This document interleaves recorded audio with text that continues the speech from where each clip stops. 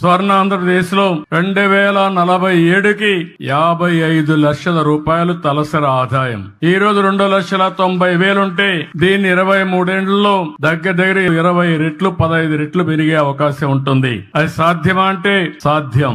దానికి కార్యాచరణ ప్రణాళిక తయారు చేస్తున్నాం.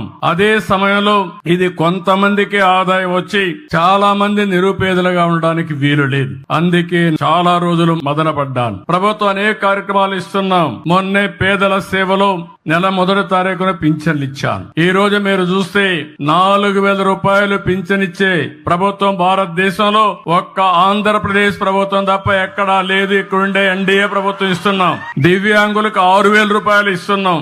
ఒకప్పుడు 500 నేనే చేశాను. మళ్ళీ ఈ రోజు వస్తే తర్వాత వచ్చిన తర్వాత 3,000 చేశాను. ఈ రోజు 6,000 రూపాయలు చేసే పరిస్థితికి వచ్చాం. ఎవరైనా కిడ్నీ పేషెంట్లు గాని లేకపోతే కొంతమంది లెప్రసీ పేషెంట్లు ఉంటే వాళ్లకు 10,000 ఇస్తున్నాం.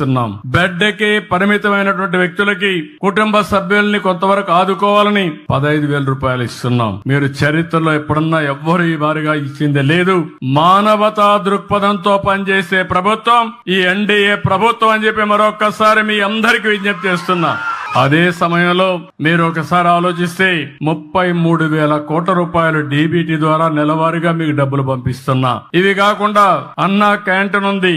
ఇది కాకుండా రేపే డిఎస్సి పెడుతున్నాం. ఇవి కాకుండా ఎస్సీలకు ఎస్టీలకు బీసీలకు మైనారిటీ సోదరులకి అనేక కార్యక్రమాలని లోన్స్ ఇవ్వడం, స్వయం ఉపాధి కల్పించడం అనేక కార్యక్రమాలు చేస్తున్నాం. దీపం 2 ఇచ్చాం. రేపు మే నెలలో మళ్లీ అందరికీ చెప్తున్నా, తల్లికి వందనం కింద ఎంతమంది పిల్లలుంటే అంతమంది పిల్లలకి ఇస్తాం.